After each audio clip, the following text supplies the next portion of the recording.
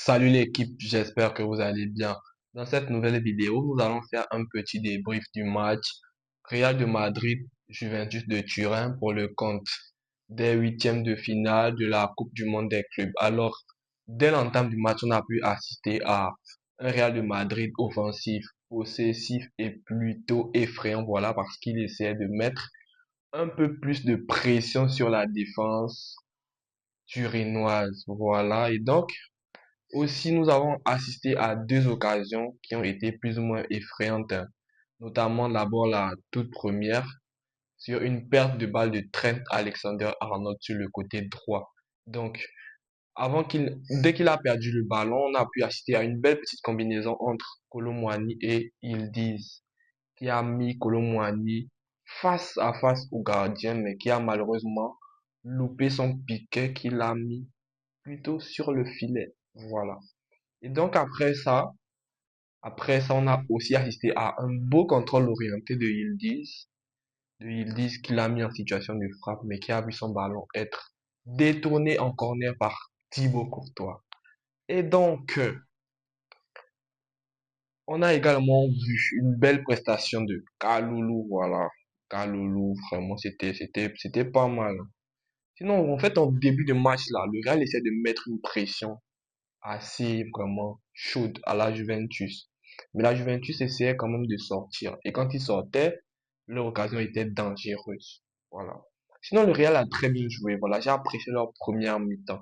Leur première mi-temps était vraiment exceptionnelle. Vraiment exceptionnelle, qui poussait la Juventus à repartir dans leur camp, voilà, et au Real de vraiment s'installer dans ce camp-là et faire des merveilles, notamment avec des petites passes, des belles petites transversales. Aussi, j'ai constaté que Trent Alexander-Arnold, il n'osait pas aller de l'avant.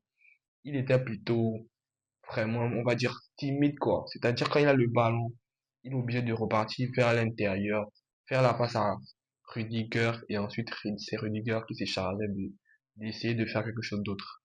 Mais plutôt, aussi, on a assisté à, on va dire, ça comment, une belle petite confrontation entre Kolo Muani et Rudiger, voilà. Surtout Rudiger, il est trop chaud, vraiment, il est vraiment chaud. Il ne laisse rien. Il aime taquiner ses attaquants et donc il a très bien fait. Kolo Muani était aussi vraiment un jambin. Je me demande bien que s'il était face à Manchester City, est-ce qu'il n'allait pas mieux faire que, comment il s'appelle là, son attaquant qui l'a remplacé là. Est-ce qu'il devait pas faire mieux que lui? Parce qu'en fait, ce match était bien, hein. S'il avait marqué le premier but, s'il avait marqué dès la première occasion, je pense que ce match-là ne serait pas le même. Voilà, ne serait vraiment pas le même. Donc, en toute première période, on a vu un Real qui poussait et une Juventus plutôt qui reculait, qui essayait de contrer. Voilà. Puis, on a assisté à à la 29e minute, une frappe de Bellingham qui s'est vu repoussé par le gardien. On va dire aussi top performance du gardien là. Top performance, rien à dire. Vraiment, Di Gregorio, c'est un monstre. Il a vraiment sauvé la Juventus. Sinon, il prenait au moins 5 buts. Au moins 5 buts. Vraiment 5 buts. Aussi, il y a un centre là, un centre du poste d'Arda Güler.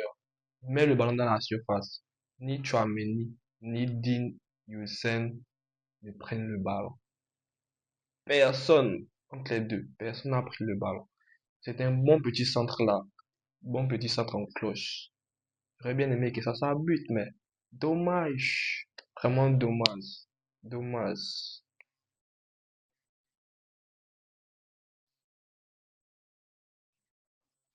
Aussi, il y a eu une belle petite frappe de Conceição. Voilà, c'est un bon monstre. Il est fort. Il est fort. Vraiment, il était à l'aise techniquement. À l'aise balle au pied. Je sais pas si vous avez vu comment il a pris deux personnes du Real là-bas. Sur le côté droit. L'arbitre dit, il n'y a pas faute. Boudon l'a pris comme un sandwich, hein. L'arbitre dit, il n'y a pas faute, relève-toi. Pour moi, il y avait vraiment faute. Il avait vraiment faute. C'est comme ces deux joueurs, il réussit à s'en sortir au milieu de deux joueurs, mais il reçoit un coup et l'arbitre dit, ah, rien. Donc, on va dire quoi? Rien du tout. Le Real aussi, le Real ne faisait que pousser, voilà. Vraiment pousser, pousser. Surtout avec Federico Valverde. Il était au four et au moulin. Au four et au moulin, vraiment. Puis à la 59e. Non, avant ça d'abord. Voilà. Je pense, il y a aussi, avant la mi-temps, une belle frappe de Federico Valverde. Voilà, une belle frappe tendue qui a poussé le gardien à faire une belle parade aussi. Voilà, parce que quand c'est beau, il faut se répondre avec quelque chose qui est magnifique. Donc, il a très bien fait. Belle frappe, belle parade. Rien à dire. Puis en seconde période, on a assisté à une mésentente entre Thibaut Courtois et Rudiger. Cette mésentente-là aurait pu coûter cher hein, si Colomboigny était attentif. Voilà, malheureusement, le ballon a filé en corner, en corner. Encore, je pense que après ça, il y a eu aussi une belle frappe de Hulsen là. Une belle frappe de Hulsen, on va dire. Je sais pas si c'est une reprise de volée ou bien une frappe, juste une volée comme ça, une frappe à la volée. Voilà. Aussi, une belle frappe aussi de Bellingham. Bon, pas une belle frappe, quoi, parce qu'on connaît ces mêmes gestes-là. C'est feinte à gauche, feinte à droite, après il frappe, le gardien enlève. Rien à dire. Rien à dire. Aussi là, un centre de Trent Alexander-Arnold. En première période, je me plaignais vraiment assez que le mec il n'osait pas. Puis il m'a répondu en seconde période à la 51e avec un beau centre là. Beau centre et voilà. Gonzalo Garcia t'a catapulté le ballon dans les filets. Voilà, dit Gregorio n'a pu rien faire. Pu rien faire, même s'il a, je pense, touché quand même un peu le ballon, juste un peu. Malheureusement, ça n'a pu rien faire d'extra. Donc, 1-0 pour le Real à la 51e minute. Après une première mi-temps stérile, voilà, même s'il poussait énormément. Puis, le Real aussi ne faisait que pousser, hein. Vous connaissez, c'est Valverde, toujours au fond et au moulin. Il est en défense, il est en attaque, il est en milieu des terrains. Voilà, puis il nous sort. Avant ça d'abord, je pense que il y a eu la sortie de, comment il s'appelle là, Conceição. Vraiment, quand il est sorti, je me suis dit, bon là quand même, c'est pas bien, c'est pas bien, c'est pas bien. Parce que il essaie d'amener une touche au milieu du terrain, une belle petite touche en milieu. Une belle petite touche. Voilà, avec son esthétique et tout. Mais dommage, il est sorti, donc il a été remplacé par Kostic. Puis, il y a eu aussi un retourné acrobatique de Federico Valverde. Il marqué ça quand même, hein. Je devais sauter, même si je suis pas madrilène, parce que j'aime voir des belles choses, quoi. Voilà, donc, ça fait toujours 1-0, il n'a pas marqué. Non, le plan sur le ballon a filé en corner comme ça. Et donc là, on a vu sur le banc, Igor Tudor, à court d'idées.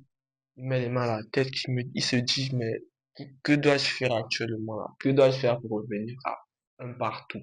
Bah rien, obligé de faire des changements qui n'ont rien donné, rien du tout, vraiment rien. À la 67e, on a pu assister à l'entrée de Kylian Mbappé et à la sortie de Gonzalo Garcia, le buteur. Voilà. Son entrée n'a pas vraiment été impactante. Voilà. J'ai pas aimé son entrée parce qu'il a rien fait. Il est rentré, il a fait quoi? Avant les petites passes là, les petites combinaisons là, il y a eu quoi? Les frappes, j'ai pas vu. Ou bien, je sais pas si c'est moi qui, si ce sont mes yeux qui y voient mal ou bien si je deviens ouf, je sais pas. En tout cas, son entrée m'a rien dit de bon. Vraiment rien du tout. Rien du tout. Vraiment rien. Rien. Aussi là, on a assisté aussi à une belle frappe d'Arda Güler aussi. Je pense, sa frappe était semblable à celle de, comment il s'appelle là? Sa frappe était semblable à celle de Dean Hudson, le défenseur là. Belle frappe aussi. Le gardien lève, je pense qu'il a enlevé ça avec la hanche comme ça. Bel arrêt. Boum. Je me suis dit, ouais, le gardien il est chaud. Vraiment chaud. Si on l'a pas donné quand même on appelle ça comment le titre d'homme du match. Vraiment, je suis déçu, hein, parce que je sais pas s'il est homme du match ou pas. Il a fait vraiment une top performance, rien à dire. Par rapport à Thibaut Courtois. Thibaut Courtois avait une, deux frappes, alors que lui, il subissait tout le temps avec les missiles de Valverde, les frappes de Tchouaméni, Güler. Aussi, il y avait Vinicius qui était vraiment percutant sur son côté là-bas. Il est vraiment amusé, mais sauf que il savent vraiment rien donner. Je pense qu'il a plus impacté en seconde période parce qu'il essaie d'aller vite. Vraiment vite. Kalulu aussi il m'a plus impressionné à ce match par rapport à celui de Manchester City, hein. Par rapport à Manchester City, il était plutôt pas impactant. Il faisait rien du tout. Mais là, quand même, c'était pas mal, même si après il a disparu. Ils disent aussi, on revient un peu sur lui. Il était très bon aussi. Très bon en première période. Vraiment très bon. Seconde période, le mec, il fait quoi? Il disparaît. Il disparaît complètement. On va saluer aussi les performances de Kila.